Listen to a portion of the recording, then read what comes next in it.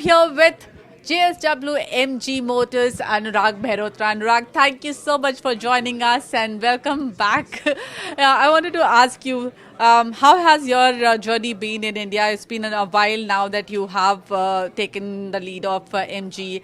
How's it going? That's right. Thank you, Mugdha, for having me on the show. It's been 6 months, but I can tell you it's a ride of life.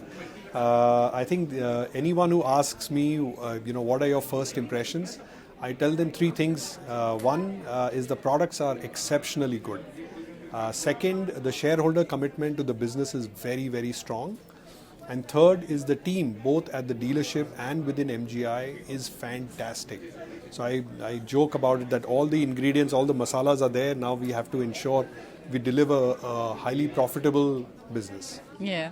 When JSW took stake in MG, they promised that every 3 to 6 months there will be new products coming from various powertrains. And we have seen that you have kept that promise till now.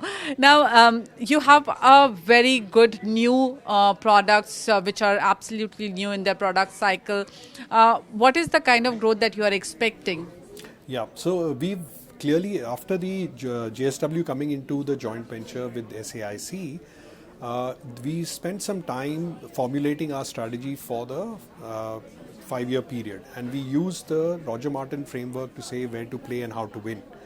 The vision that we set for ourselves was that we want to be a leading automotive brand in the new energy space. That is clearly the where to play was the new energy space that we wanted to bring our products in. Second, we said that in order to bring the products in, it is important to ensure we bring products that will find resonance with the Indian consumers. The access to product that we have through SAIC is phenomenal. It is about choosing the right product that we can bring to India, ensuring that it is customized for the country. The first product that came out of the JSW-MG joint venture was Windsor, which was launched in September of last year. And you've seen that it has been a runaway success. It is the number one selling EV in India since September of last year, which is roughly about 10 months in a row. Our EV market share, which used to be sub 10% 2 years ago, is today 30%. So we've grown not just in terms of our market share, in terms of our volume, but also in terms of the capabilities that we are building both in sales and service to ensure that the EV ecosystem is built in the country. As you know, EVs are not just a sale of a product. You have to sell an ecosystem. So we spent a lot of time penning down all the reasons why consumers would not buy, and then we started addressing them one by one.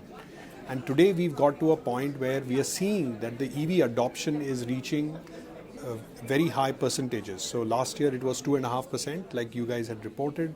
This year already, last month, it was at 6%. So if the industry is growing, PV industry is growing at 1 or 2%, you're finding that the EV industry is growing at over 100% on a year-on-year basis. So clearly the consumers have voted. They have responded to the value proposition that the acquisition cost is lower than an ICE product, the running cost and the maintenance cost is lower, and at the end of the day, today you heard Mr. Gadkari share at this conference also that the number one issue for the industry should be air pollution. And it addresses that very pivotal need of the country. With the GST regularization, the delta between an ICE and EV has reduced. Do you think that can be a deterrent in people's decision-making process in going towards EV?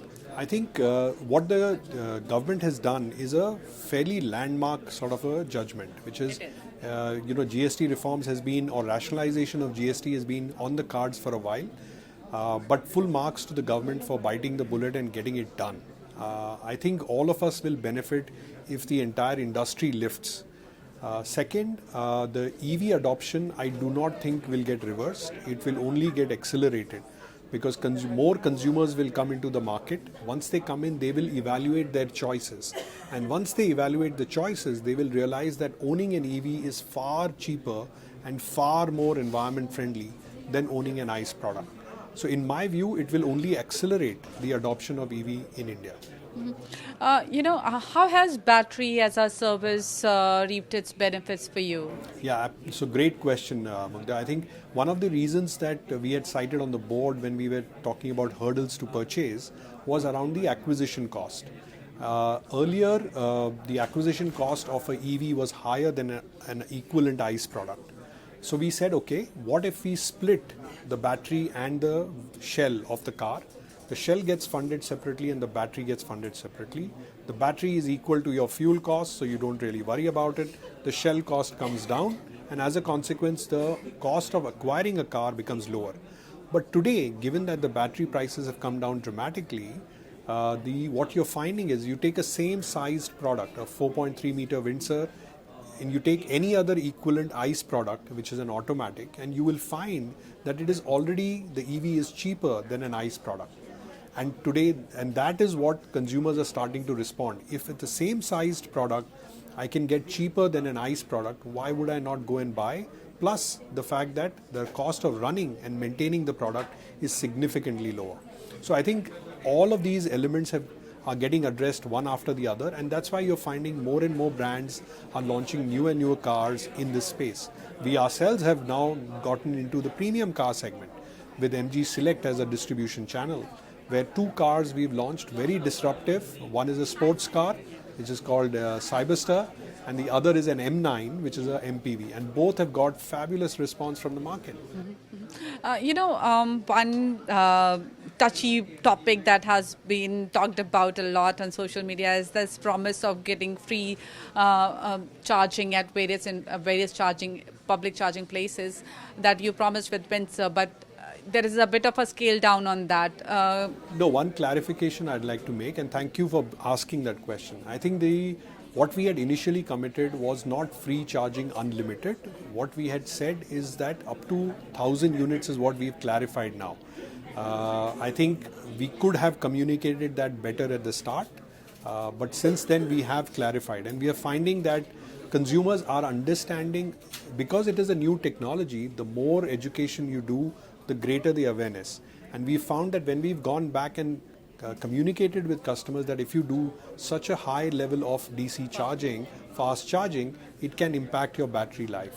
And that they have understood, and you're finding that consumers are starting to respond, and they're starting to kind of engage with the brand again. And I'm very delighted to share that post that initial phase, we are now finding that more and more consumers, if you look at the Windsor sales, have only gone from strength to strength. We were doing about 2,500 units, we went to 3,000 units, we are now crossing 4,000 units a month. That's why it is the number one selling EV in the country.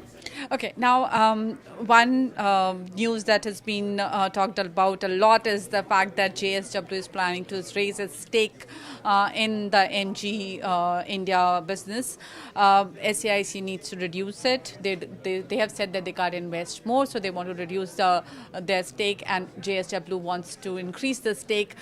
Now, it is, I think, a matter of when. Or is it still an if?